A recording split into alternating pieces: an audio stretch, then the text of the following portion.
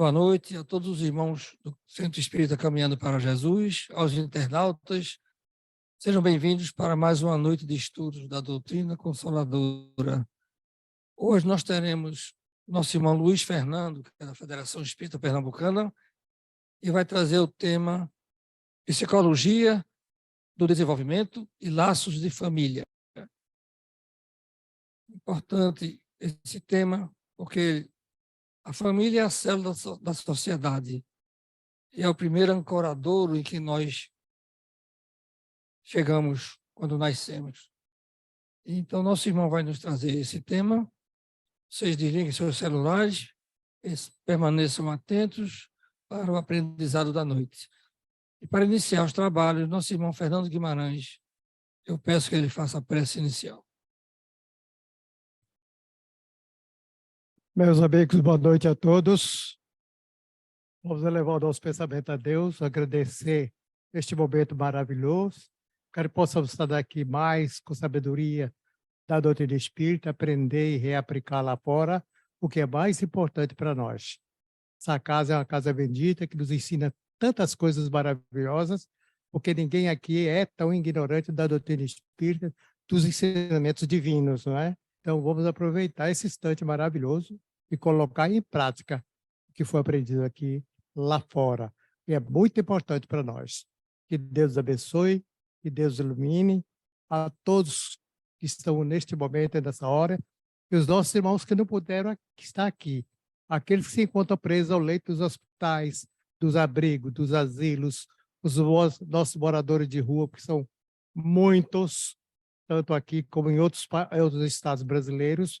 Então, vamos orar por eles, porque são os mais penalizados, que não têm aonde se alimentar, que não têm aonde dormir, que não têm um aconchego de família, que não tem nada. Vamos elevar o nosso pensamento para todos eles, pedir a Deus, Pai de infinita misericórdia, que esteja sempre com eles, e não os deixe sozinhos, porque é muito triste as pessoas não ter família, não ter aonde dormir, não ter aonde se alimentar. E graças a Deus, com certeza, todos nós aqui temos.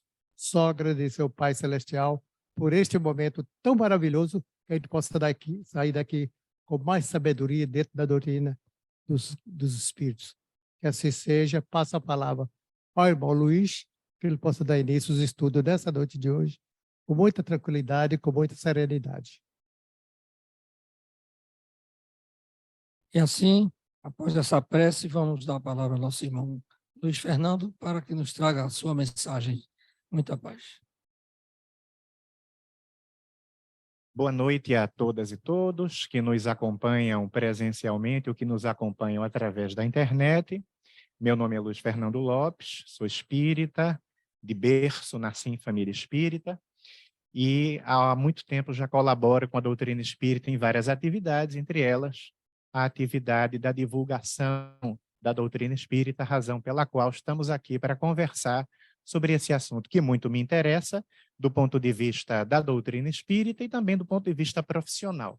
Profissionalmente eu sou psicólogo, farmacêutico e professor universitário, e no campo da psicologia existem muitos subsídios que nós podemos aproveitar para fazer uma discussão qualificada a respeito do tema da família, que para nós aqui no Brasil é tão importante pela nossa formação histórica, cultural e também na doutrina espírita. Melhorou agora o som, né?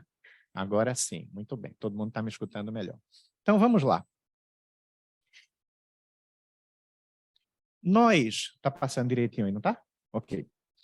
Nós tivemos a oportunidade de fazer um contato com o Divaldo Franco, esse nome tão importante da doutrina espírita, para desenvolver com ele um trabalho, e alguns aqui podem ter ouvido falar em dois frutos desse trabalho.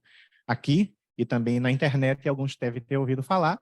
Um deles é o livro Sexo e Consciência, e o outro se chama Vivências do Amor em Família. São dois livros nos quais eu pude colocar uma série de conteúdos de palestras, seminários, entrevistas de Divaldo Franco de muitas décadas a respeito desses assuntos, e aí tem quase 1000 páginas nesses dois livros aí, mais de 500 páginas no Sexo e Consciência e mais de 400 páginas no Vivências do Amor em Família. Acho que passa de 500 também.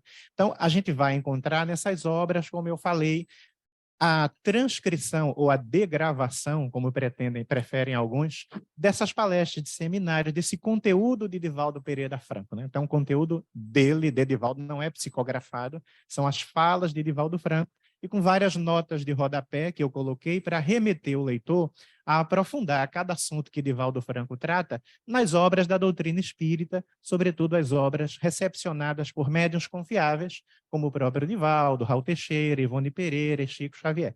Então, é um tema que vale muito a pena. E aí, sobretudo no Vivências do Amor em Família, tem alguns capítulos que dizem respeito a esse tema de hoje, que é a psicologia do desenvolvimento e as relações familiares, os laços familiares. Para quem se interessa por educação e família, há 2 capítulos sobre isso, capítulo sobre Nos Passos da Criança e do Jovem, e um outro capítulo sobre a educação da criança e do jovem. É um livro que realmente vale muito a pena. Começando o nosso assunto, eu tenho até tem que horas mesmo? Certo. Vamos tentar fazer o milagre de discutir um assunto tão amplo em 50 minutos, né? Aqui também tem, né? Certo, tem relógios aqui para todos os lados, nos lembrando que o irmão tempo é implacável. Então, vamos tentar aproveitá-lo bem. Estou me lembrando aqui de uma fala de Henrique Rodrigues, espírita, parapsicólogo, já desencarnado, se lembra dele, né? Que ele dizia assim, olha, todos os tesouros do mundo nós podemos economizar. Só existe um tesouro que somos obrigados a gastar, que é o tesouro das horas. Como é que estamos gastando o tesouro das horas? Isso é importante. Então, esse item aí vai nos mostrar a relação entre o indivíduo e a sociedade. Qual o papel a sociedade pode exercer sobre o destino dos indivíduos? Como a sociedade afeta a configuração do eu, que é uma instância da nossa mente, do nosso psiquismo, que é o centro da nossa consciência, o eu que gerencia o tempo presente, o aqui e agora, as coisas de que a gente tem consciência na vida, porque há coisas de que a gente não tem consciência. E a psicanálise falava sobre isso já no século XIX. Existe um compartimento na nossa casa mental chamado inconsciente, onde existem conteúdos, elementos que a gente desconhece, mas que influenciam tremendamente a nossa vida. Eu estou falando aí do eu. O eu está na consciência, essa dimensão das coisas que a gente vai assimilando agora. E o eu aí também significa a identidade. Quem é brasileiro tem uma constituição de eu, tem uma formação de identidade que guarda semelhanças, mas guarda diferenças com quem é argentino, com quem é japonês, com quem é alemão e por aí vai. Então, a sociedade tem uma influência muito grande na confecção, na fabricação do eu. Portanto, nós temos família, trabalho, escola, comunidades, partidos políticos e outras instituições que são instrumentos que vão possibilitar a nossa inserção na esfera coletiva, que é aquilo que na psicologia, na sociologia, se chama de socialização. Todo mundo precisa se socializar.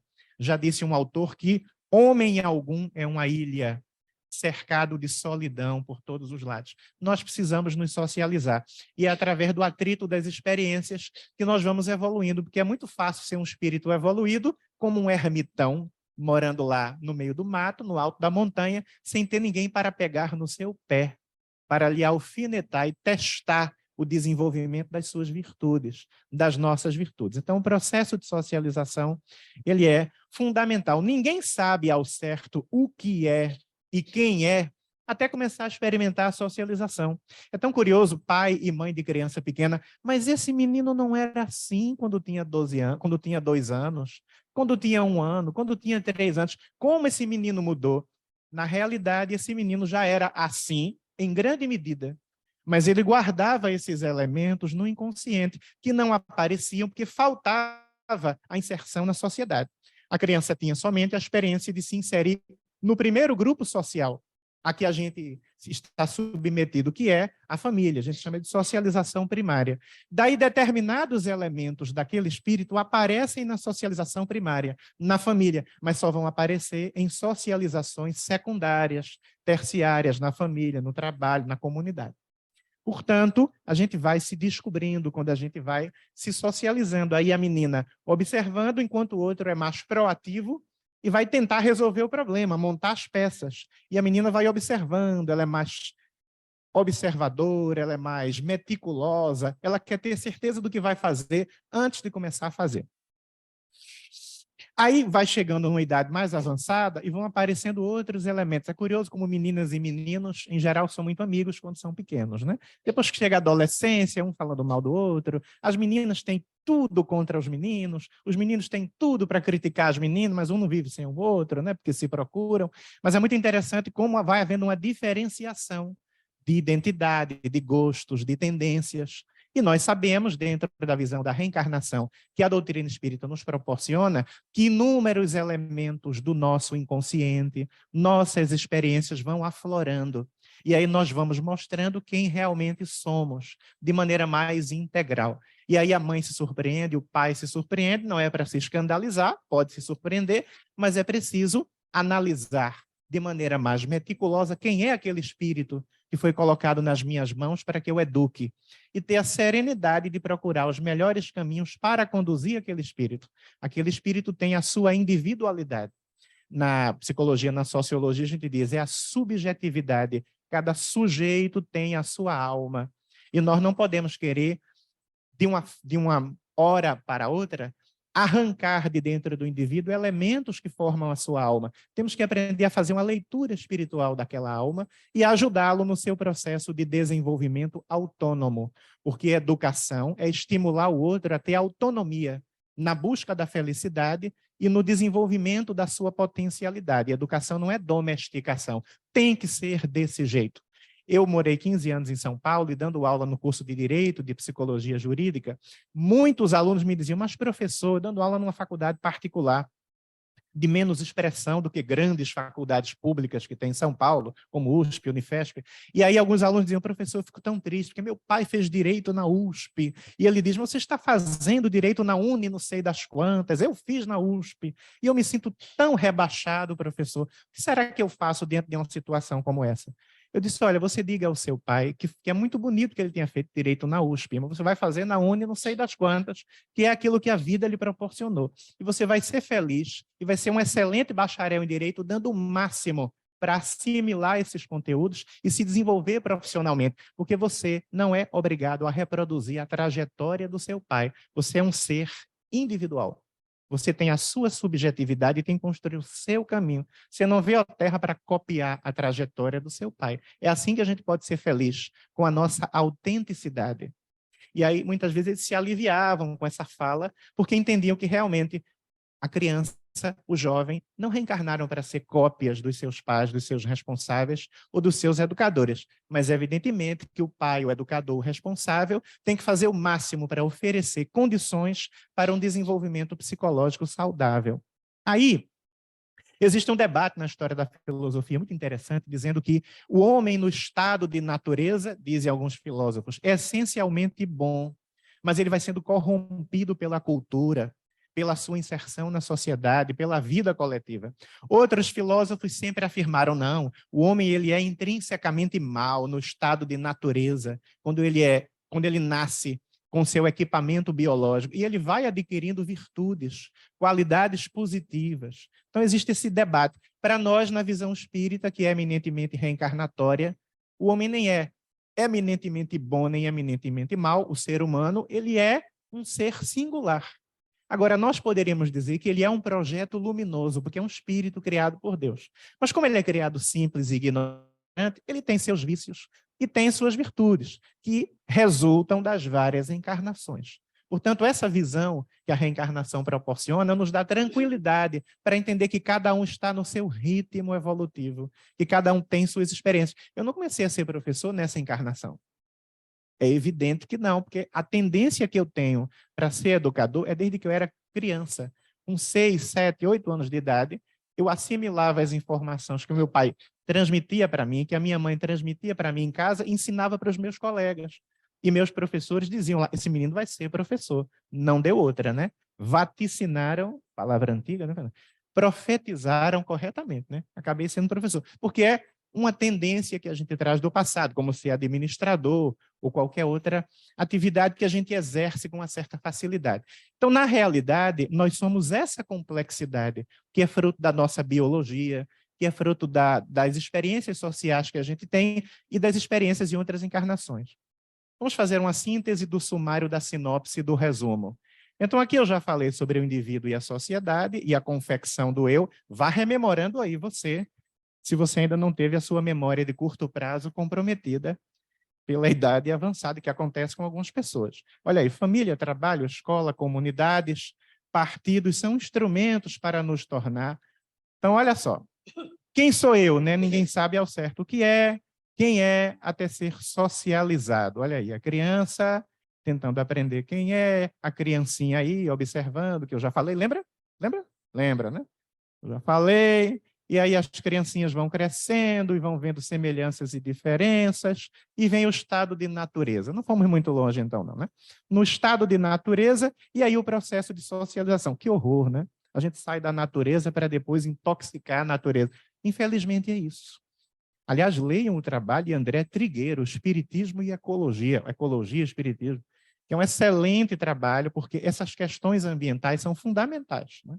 E o espírito Manuel Filomeno de Miranda, pela psicografia de Divaldo Franco, no livro Trilhas da Libertação, diz que é impossível ter saúde integral sem absorver as energias da natureza. Que beleza para nós que somos nordestinos, né? Podemos ir a uma praia. São Paulo era um horror, a praia mais próxima estava 1h40 de carro. Eu aqui, se for de bicicleta, chego em meia hora na praia nas próximas. Não é um negócio... Aí eu dizia para os meus amigos, mas aqui é longe? Não, é facinho. 1h40 a gente chega lá. É a relatividade do que é longe ou perto. Mas, enfim, então a gente vai e intoxica a natureza. Então, essas questões ambientais. E não podemos ter saúde integral sem assimilar as energias da natureza. Filomeno de Miranda fala, vai lá para o mar, respira o oxigênio que brota do plâncton, aquela alga microscópica que está no oceano, e produz oxigênio.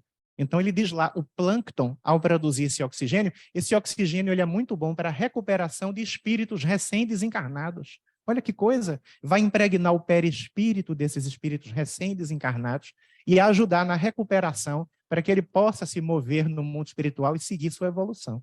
Então, a natureza é fundamental. Mas nós temos uma identidade social e uma identidade cultural. A identidade social tem relação com a camada do extrato socioeconômico a que a gente pertence, tem a ver com o país em que a gente está e também a identidade cultural, nossa regionalidade, nossa comida, nosso modo de comportamento. Tudo isso afeta o desenvolvimento do indivíduo. Veja que eu estou manifestando aqui uma extroversão que não é apenas minha, enquanto espírito que já fui educador e já me comuniquei em público em outras encarnações. Essa extroversão é fruto do fato que eu fui educado numa cultura nordestina, que é uma cultura essencialmente extrovertida. Então, é muito diferente um pernambucano, baiano, cearense, que é educado para se comunicar, para pôr para fora seus sentimentos, suas emoções, que é diferente do japonês. Então, está lá o japonês que tem uma cultura mais introvertida. São tão introvertidos que têm uma tendência muito grande à depressão. A psicologia e a psiquiatria mostram isso. Quem não fala sobre si mesmo, sua alma, seus desejos, suas decepções, tem uma tendência maior à depressão. E lá na década de 90, quando houve uma derrocada econômica no Japão, quantos japoneses empresários se suicidaram porque a empresa foi à bancarrota? Imagina se isso fosse aqui no Brasil, a empresa quebrar e todo mundo se suicidasse. Mas lá, eles são tão cobrados, é uma cultura tão austera, tem que ter êxito, tem que mostrar para todo mundo que você tem sucesso, que a vergonha é muito grande quando eles não estão no topo mais alto do objetivo a que eles se puseram, do objetivo que eles se impuseram. Então, muitos se suicidaram. Reprova ano no Japão, até hoje é assim, amigos meus que moraram lá me dizem, eles mudam de bairro para não encarar a vergonha de ser um aluno que reprovou de ano. Imagina isso aqui no Brasil, né? Então, para você ver que a identidade cultural afeta o desenvolvimento psicológico. Daí o processo de socialização tem todos esses elementos que eu vou passar todos aqui rapidamente, né? O bairro, a família, a escola, o Estado. E a gente tem o processo de socialização sendo base para a formação da identidade do indivíduo. Bom, então o comportamento social vai sendo paulatinamente aprendido. É uma relação que a gente chama na filosofia de dialética, é uma via de mão dupla, é uma mistura de duas coisas que produzem uma terceira. Então, nós temos a nossa contribuição, a nossa auto-hereditariedade, o que a gente herda da gente mesmo, de outras encarnações, como diria o filósofo Ney Lobo, espírita. A nossa auto-hereditariedade, a bagagem que a gente traz do passado, se articula dialeticamente com o que a gente vai aprendendo. Então, de fato, é necessário que a gente tenha muito cuidado com aquilo que a gente oferece para os nossos filhos. Eu devo publicar um livro esse ano sobre sexualidade e relacionamento amoroso, que eu conto um caso muito interessante de uma experiência que eu tive de uma má influência em família, de um familiar que não morava na minha casa, morava em outra casa, mas foi um familiar que me estimulou a ter um vocabulário não muito polido. E eu fui assimilando aquilo desde criança, até que meus pais perceberam e me corrigiram. Então, nas pequenas como nas grandes coisas, a gente tem que ter muito cuidado com o que a gente oferece e com o exemplo que a gente dá. Que tipo de filme a gente vê com nossos filhos? Que tipo de música a gente escuta com nossos filhos? Eu discuto um caso no meu livro em que a mãe reclamava, eu estava no atendimento fraterno e encontrei esse caso, que o pai estava assistindo com o filho, o marido dela, assistindo com o filho dela, material pornográfico na internet. E ela ficou numa situação porque não quis ir para o enfrentamento com o marido no primeiro momento. E perguntou o que eu achava. No atendimento fraterno, expliquei que ela não poderia se omitir, que tem uma responsabilidade muito grande de desencaminhar ou de encaminhar o filho. E que ela deveria arrostar as consequências, enfrentar as consequências de dizer não para o marido. Até ir às raias de dizer a ele, se você insistir em desencaminhar o nosso filho, eu vou ter que me separar de você. Porque eu não tive filho para deseducá-lo, eu tive filho para educá-lo, e você está deseducando. Está sendo um pai irresponsável, relapso. Não há outra alternativa, na minha percepção de educador e de espírita, a não ser enfrentar o parceiro, porque o parceiro não está cumprindo a sua função de educador. Então, a gente tem que ter muito cuidado com aquilo que a gente vai oferecendo, porque o que é assimilado na família extravasa para o comportamento social. Eu soube de um adolescente, certa vez, que foi flagrado no banheiro fazendo campeonatos de luta, de fight, de MMA, no banheiro da escola. Era uma escola religiosa, em outra região do Brasil, na região sul. Olha que coisa. E aí, o que é que foi ensinado em casa para ele? Que tipo de filmes, de diálogos, de programas, que tipo de material ele buscava na internet, com ou sem a participação dos pais? Portanto, o desenvolvimento humano, ele vai acontecer de uma maneira saudável quando nós conseguimos exercitar determinados elementos essenciais que eu vou listá-los aqui. O primeiro deles é vínculo. Todo mundo precisa da construção de vínculos saudáveis, fecundos, que acrescentem alguma coisa à sua alma. O segundo elemento é pertencimento, que é derivado do vínculo. As pessoas têm necessidade de se sentir pertencendo a uma instituição, pertencendo a uma causa, pertencendo a uma ideia, pertencendo a um coletivo. E é por isso que a gente trabalha numa empresa, e a empresa tem, muitas vezes, não para todos os setores, mas para alguns, um uniforme. É por isso que os times de futebol, outras equipes de esportes coletivos, têm um uniforme. A escola tem um uniforme. Algumas religiões têm paramentos específicos, roupas específicas para determinados eventos. Os judeus colocam o kippá para determinadas celebrações na sinagoga, e por aí vai, porque as pessoas têm a necessidade de se sentir pertencendo a alguma coisa, pertencendo a uma instituição. E aí, a oferta de pertencimento atrai o indivíduo e influencia o seu desenvolvimento. O outro elemento, aí o pertencimento é algo tão importante que na cultura existem rituais para demarcar o pertencimento e existem artefatos culturais. O que é um artefato, né?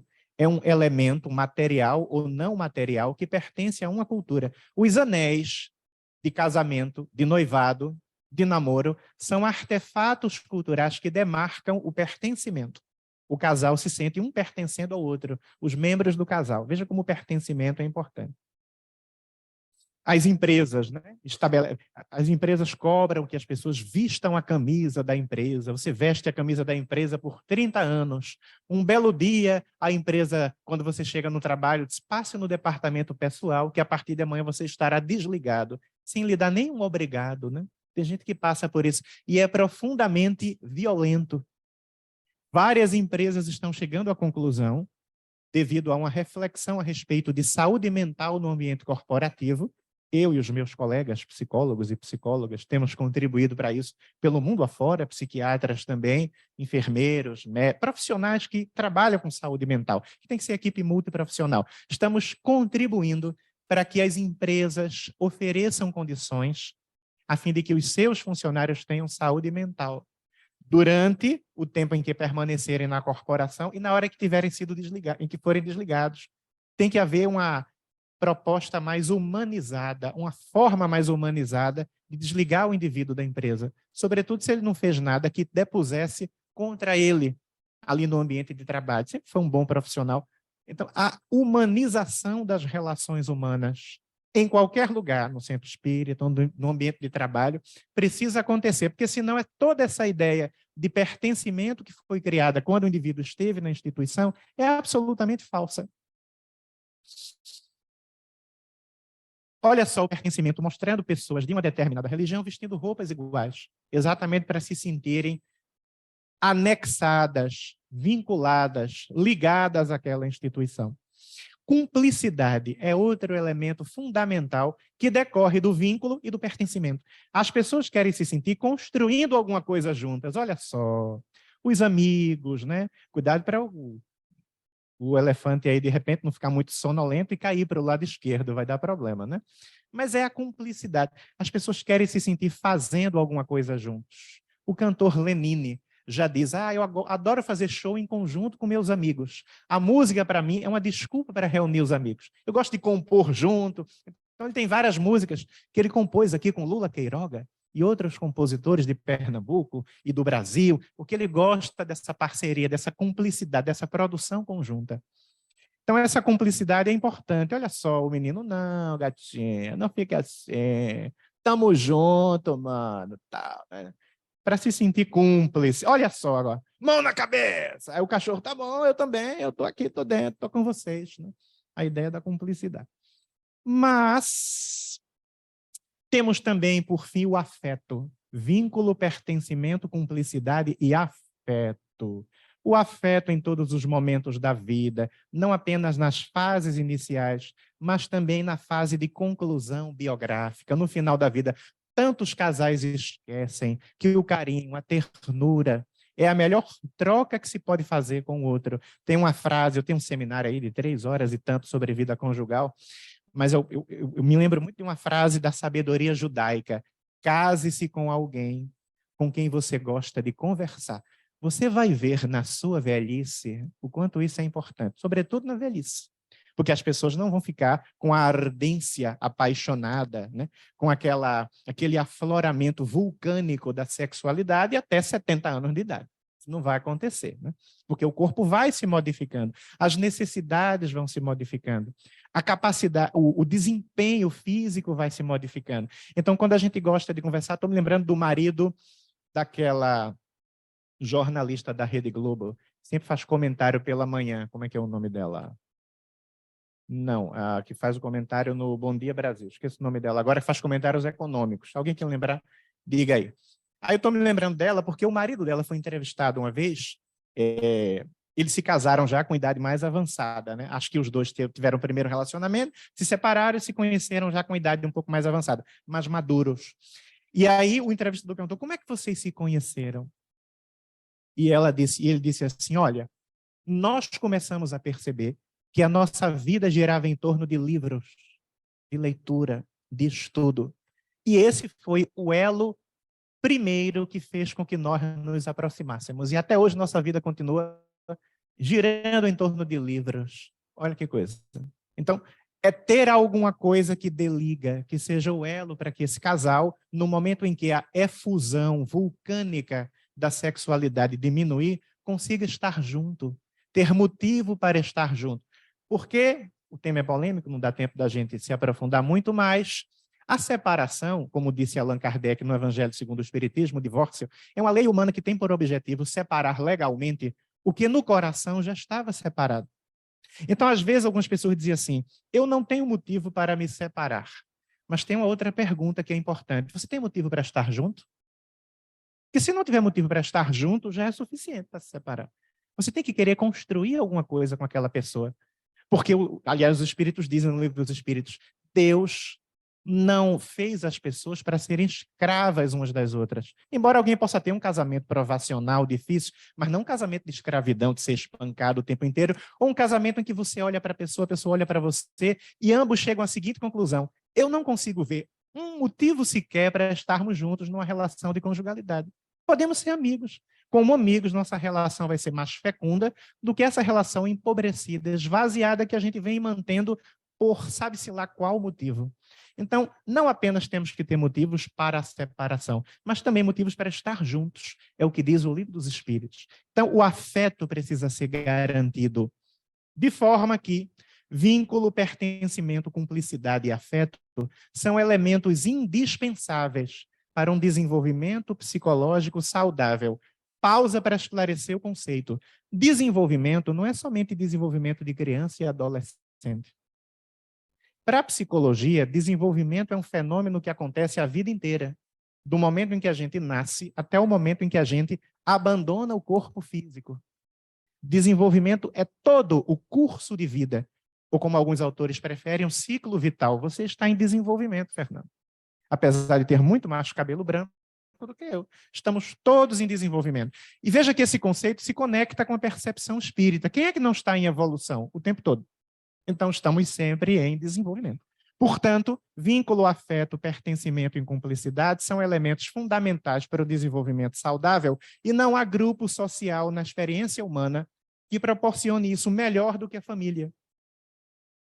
Portanto, nós temos que analisar se esses elementos estão sendo operacionalizados da maneira mais adequada na nossa família. As famílias das diversas culturas do mundo tiveram como seu momento primordial relações de consanguinidade. Mas isso agora já tem variado bastante, porque existem famílias que não dependem da consanguinidade. A semelhança física entre este marido e esta mulher é que eles são primos, biologicamente. É só para demarcar essa questão da consanguinidade. Mas hoje não. Hoje as famílias não são apenas famílias que têm essa configuração tradicional, pai, mãe, filhos.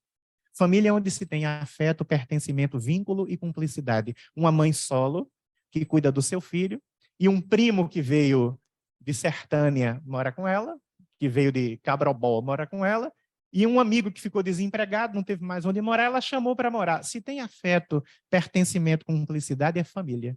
E é preciso que nós, na doutrina espírita, tenhamos essa sensibilidade, para não querer enquadrar as pessoas que a gente recebe na casa espírita, no atendimento fraterno, naquele modelo de família tradicional, ou família nuclear, pai, mãe e filhos.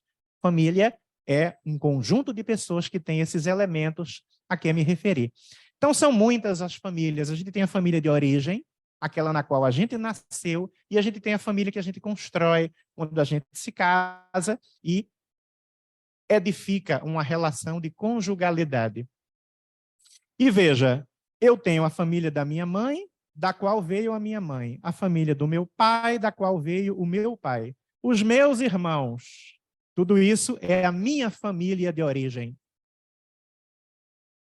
A minha família de origem vai influenciar a formação do eu. E olha que existem também influências diretas da família de origem, da minha mãe e do meu pai, na formação do eu, porque eu me relaciono com primos, me relaciono com as avós, me relaciono com tios. E tudo isso se conecta com o contexto cultural em que eu estou. Veja que vai ficando complexo isso, né? E tudo isso é somente a dimensão física. Imagina a dimensão espiritual que a gente traz do passado. Então, olha o que é a constituição de uma família e a formação do eu. É a minha dimensão espiritual, com todos os elementos da minha dimensão física, formatando o eu, formatando a minha personalidade, a minha identidade. É muito complexo. Agora, imagina um casamento. É tudo isso quando duas pessoas se unem. Toda essa complexidade trazida, tudo isso aí. Alguém que não teve muito sucesso na vida conjugal, já se separou 2, 3 vezes, me dizia recentemente: eu acho esse negócio de casamento uma estupidez, uma loucura. Você se une a uma pessoa que você não conhece, não sabe de onde veio, não sabe quais são os hábitos, e você vai ter uma relação de intimidade com essa pessoa, dormir na mesma cama, comendo na mesma mesa. Não, isso é uma loucura. Ela diz isso porque está magoada, porque não deu certo com ninguém até o momento, né? Mas, de fato, é um grande desafio, né? As famílias são nossos centros de memória. Aí a gente diz, quando eu como esse prato, eu me lembro da casa da minha avó, eu me lembro da casa da minha mãe, lá em Itamaracá, não sei aonde, na casa do meu tio, lá não sei aonde. Essas memórias estão impregnadas em nós. E elas contribuem para que as virtudes que a gente precisa desenvolver, a gente consiga desenvolver ou tenha dificuldade para isso, né? A família, a sociedade, a vida humana, ela é composta por fatores de risco e por fatores de proteção. O processo de desenvolvimento acontece numa situação em que a gente é exposto a fatores de risco e a fatores de proteção. Então, olha, o que são fatores de risco? Olha que risco lá, alguém na beira do precipício e o peixinho tentando dar um grande salto da sua vida. Se ele errar, já era, né? Como diria um amigo meu, vai desempechar, em vez de desencarnar. Então, veja só, e os fatores de proteção? Olha lá, criança sendo protegida, né? Proteção. Vamos lá. No ambiente familiar, podem existir fatores de risco que vão ameaçar o desenvolvimento saudável de uma pessoa. Falta de coesão familiar e vínculos frágeis.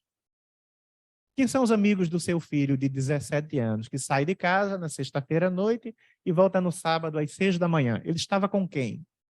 Eu tenho 2 irmãs que moram nos Estados Unidos. Uma delas morou algumas vezes, voltou para cá, morou algumas vezes, voltou para cá. A outra está lá ininterruptamente há mais de 25 anos. Esta que morou várias vezes lá e voltou para cá tem um comparativo em relação à cultura brasileira, a maneira como as famílias convivem, se organizam na cultura brasileira. E ela lá com a minha sobrinha de 13 anos, ela voltou pela última vez há 3 anos, então ela me dizia, lá você não tem essa ligação mais visceral que você tem entre famílias e escolas. Aqui você tem grupo de WhatsApp das mães, grupo de WhatsApp de pais. Então você conhece as mães das crianças que estudam com seu filho. Lá não existe isso. Então as crianças, elas interagem entre si, mas no máximo a mãe sabe quem é a criança que interage com seu filho, mas não sabe quem é a família da criança, como ela vive, quem é o pai, quem é a mãe. É tudo muito mais desligado, muito mais afastado.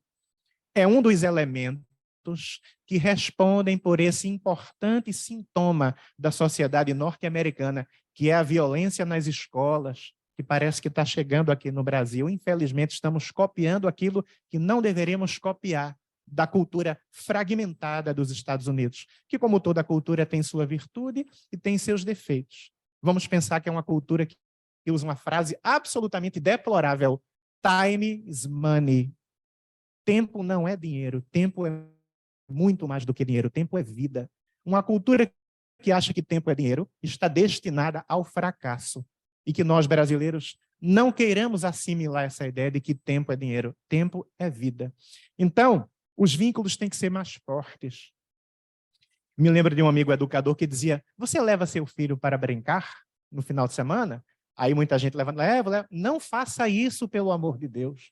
Não leve seu filho para brincar. Vá brincar com o seu filho, que é muito diferente. Aí eu passo ali no Parque da Jaqueira, e está a mãe num celular, a mãe no outro celular, e o menino lá gritando, olha mãe, olha pai, querendo mostrar que tem habilidade, que sobe, que der. Certo, meu filho, tá bonito, tá. E a razão de uma mãe mostrando que tem um interesse em manter apertados os vínculos com a criança. São detalhes. Eu me lembro da minha mãe, que está aqui na plateia. Me lembro da minha mãe. Eu estudava no Colégio da Polícia Militar de Pernambuco e ia lá. Não sei por que cargas d'água eu gostava daquilo. Desfile na parada militar do 7 de setembro. Nada contra quem gosta, mas eu hoje não faria de jeito nenhum.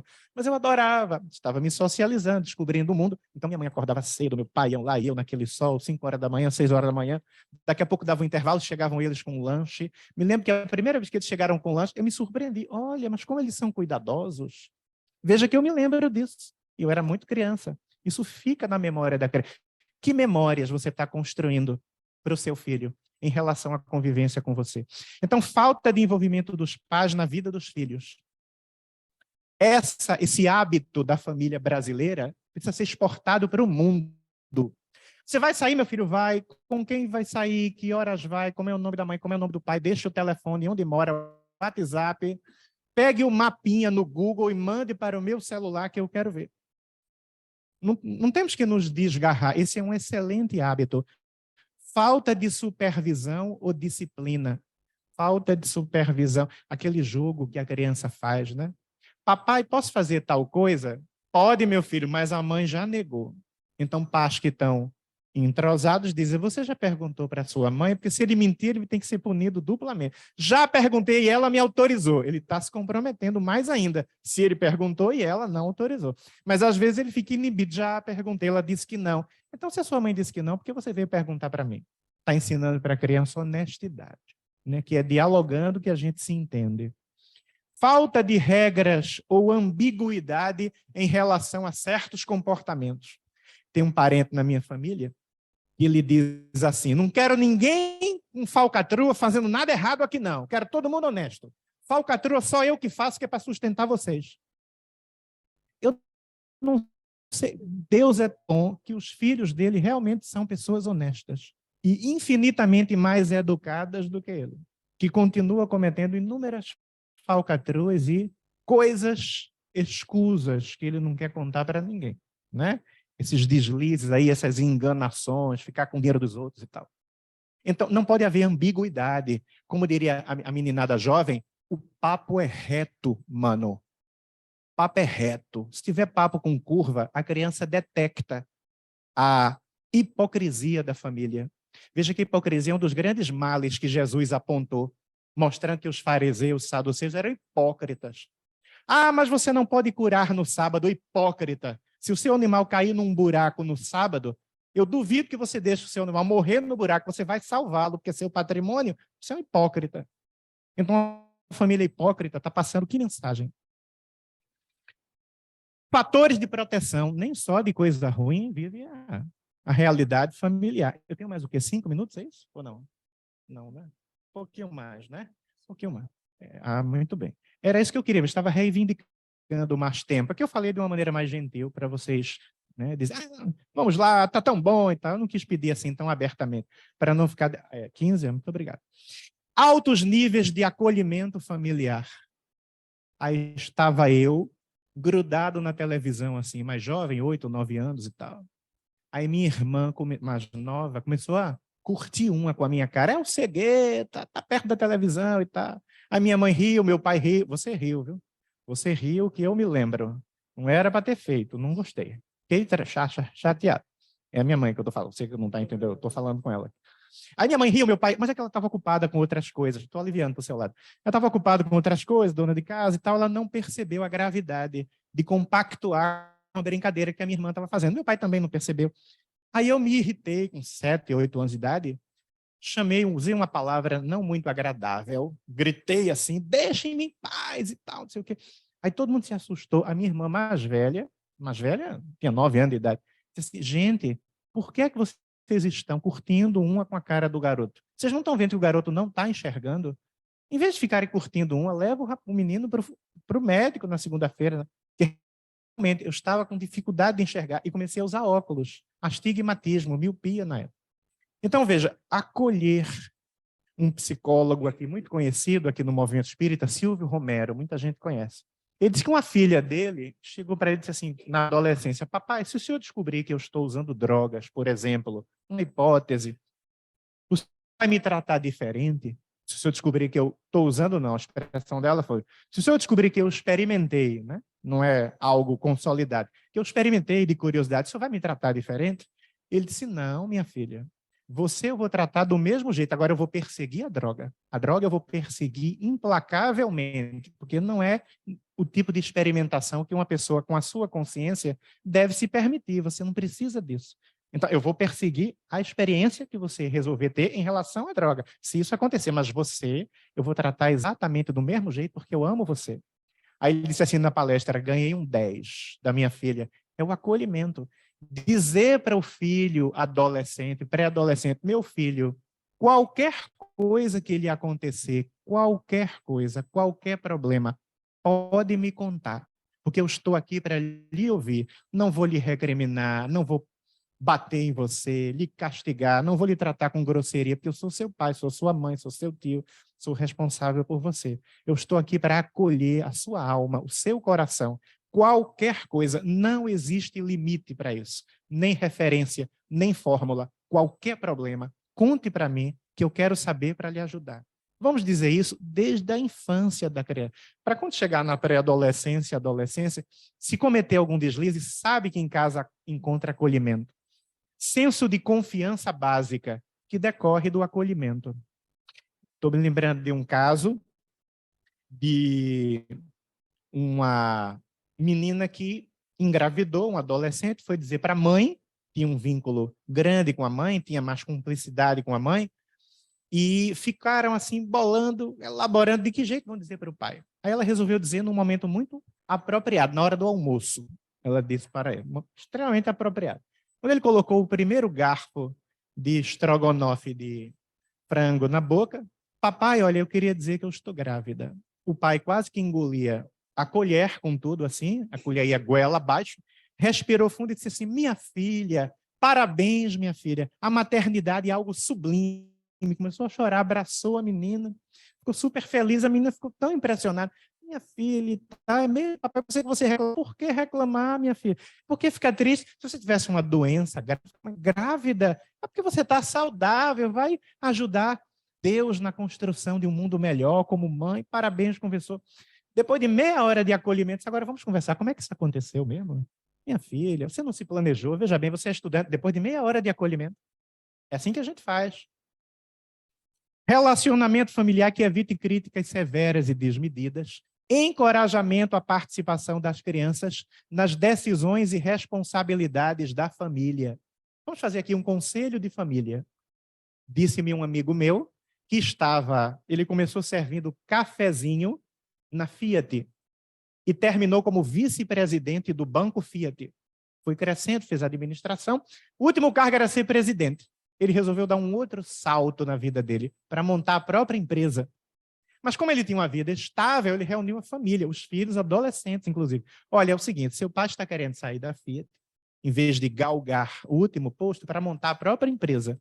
Mas a gente vai passar algum tempo com instabilidade, vamos ter que economizar, reduzir um pouco a nossa qualidade de vida, não tanto qualidade de vida, mas alguns elementos a mais, que aqui no Nordeste tem uma palavra antiga para isso, regalias, né?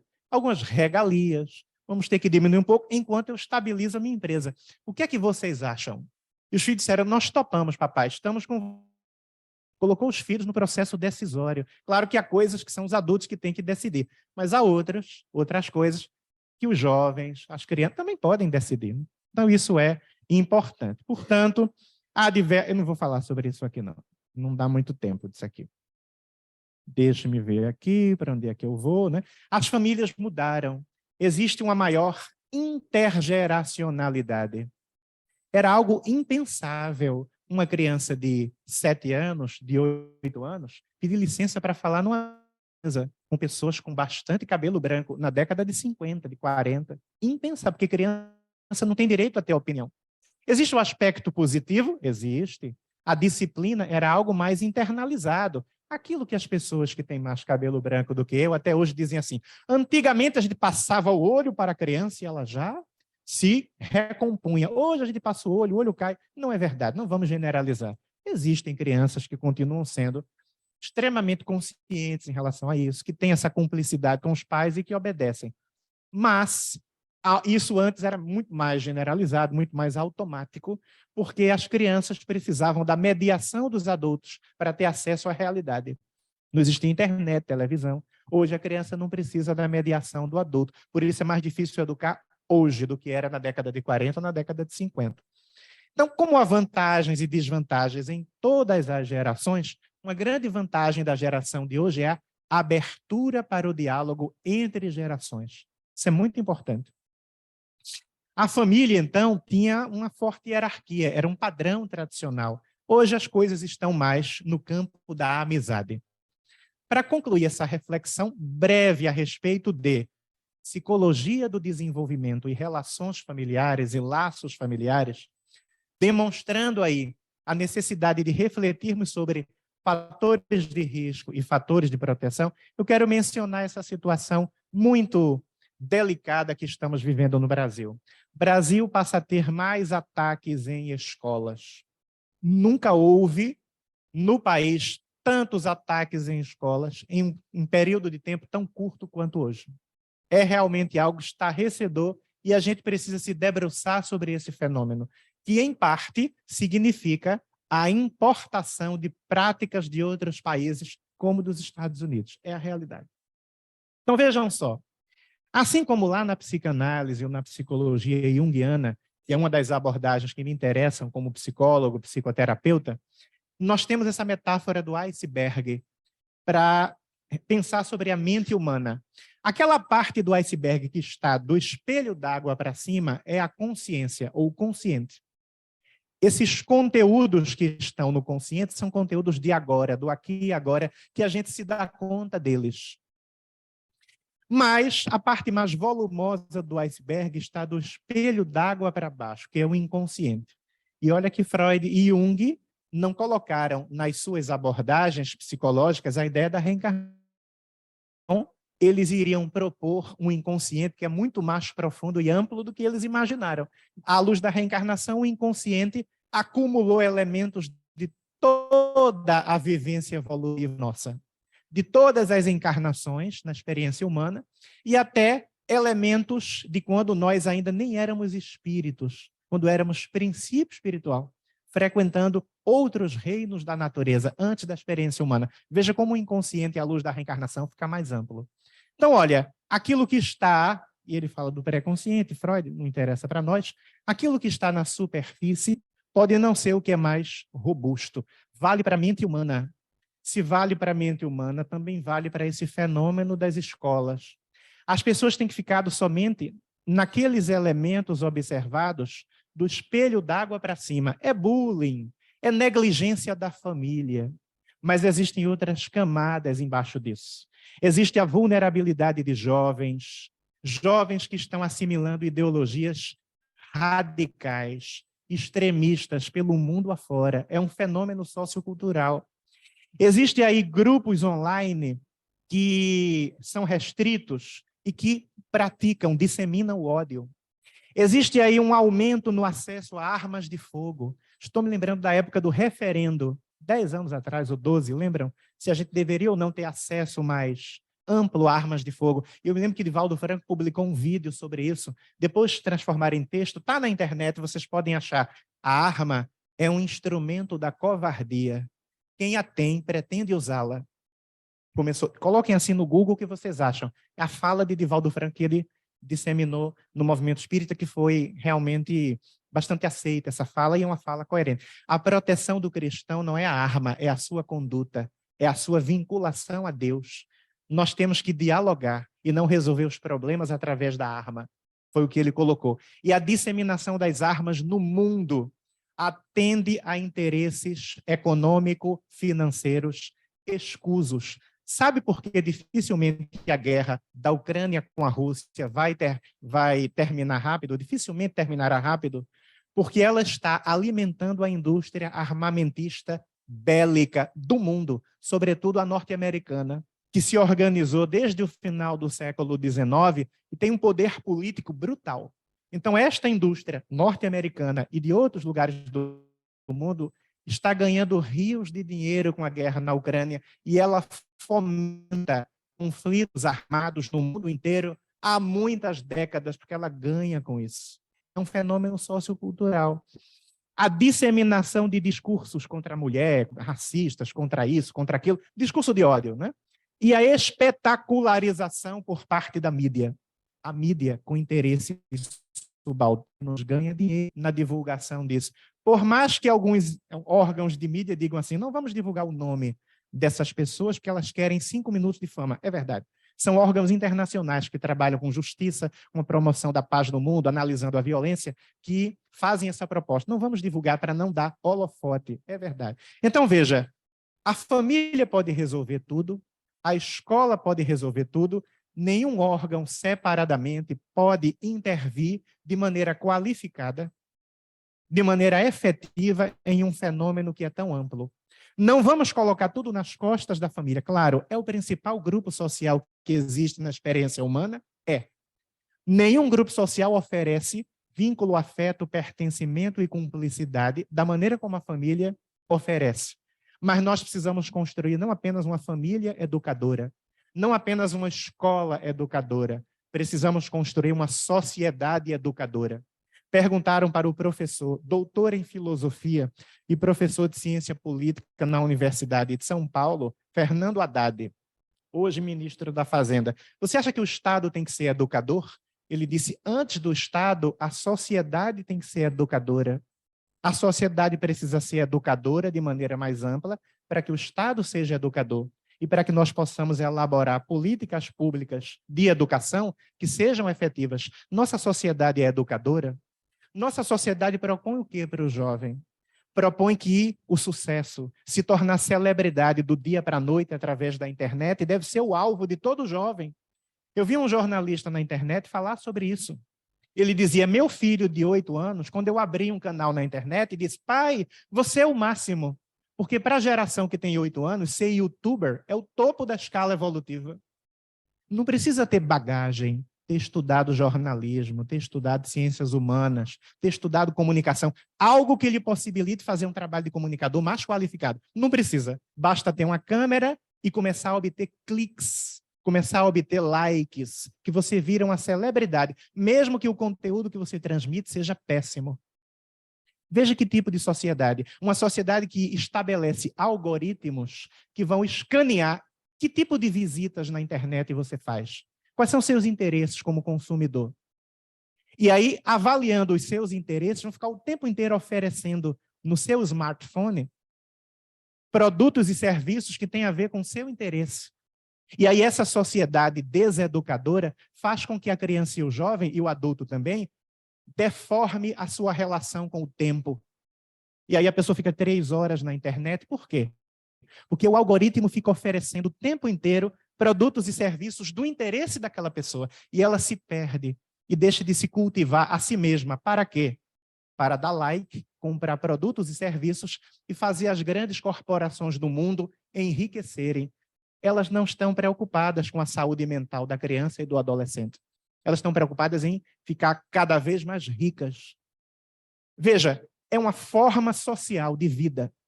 O capitalismo não é um sistema econômico, é uma forma social, na qual prazer e consumo são a mola mestra. Prazer e consumo, prazer e consumo. Como é que eu consigo enfrentar isso mostrando valores profundos da alma na família, sendo que quando a criança sai do espaço da família, ela vai encontrar uma sociedade que diz tudo ao contrário do que ela vê na família. Óbvio que temos que continuar fazendo o nosso papel na família, mas para construir um mundo melhor, precisamos extrapolar o espaço da família e construir uma sociedade educadora, uma sociedade com outros valores, políticas públicas, cultura de paz e não violência na escola, no trabalho, no centro espírita, na via pública, em todo lugar. A família é o elo principal da corrente, mas a corrente é muito mais ampla. Sem essa corrente mais ampla, não poderemos construir um mundo melhor e nem fazer o enfrentamento adequado de uma situação como essa, né? Só para encerrar aqui, a rede de proteção social, saúde, educação, cultura, qualidade de vida. O jovem precisa ter tudo isso. Se ele chega na escola, não tem merenda, a merenda está sendo saqueada, surrupiada, como aconteceu com a máfia da merenda em São Paulo. Aí o professor ganha mal. Aí a infraestrutura da escola não é atrativa para a criança. Como é que faz? É somente a família que é responsável por isso? E os poderosos do mundo que sucateiam a escola, que não permitem uma escola atrativa para a criança. E a criança chega na rua, chega na internet, chega nos grupos sociais, e é isso. Consuma, tenha prazer, seja melhor do que todo mundo, vá para o topo da escala evolutiva e fique rico de uma hora para outra. para depois se embriagar com a riqueza e morrer em alta velocidade em um carro numa avenida de uma grande metrópole do Nordeste.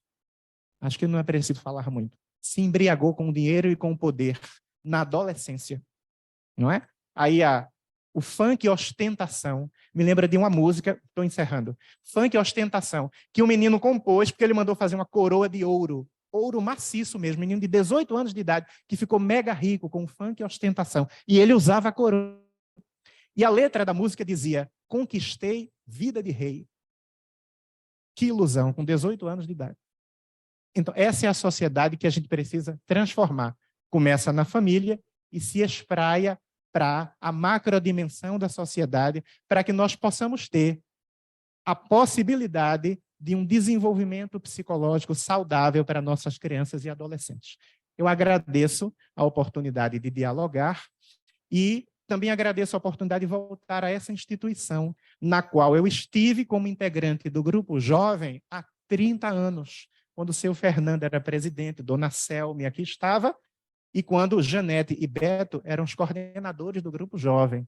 Então, é uma satisfação voltar a esse auditório, no qual você deve ter visto, palestra minha, você não se lembra, mas é uma satisfação visitar novamente o Caminhando para Jesus. Muito obrigado pela atenção e até a próxima. Muito bem, Luiz Fernando. Obrigado pela sua participação e de um assunto tão importante para a sociedade. Aqui basta falar que o lar é um laboratório de evolução. E é no lar onde tudo acontece para se externar na sociedade depois. Meu pai dizia: costume de casa vai à praça. Assim, vamos pedir a nossa irmã Márcia para fazer a prece de encerramento.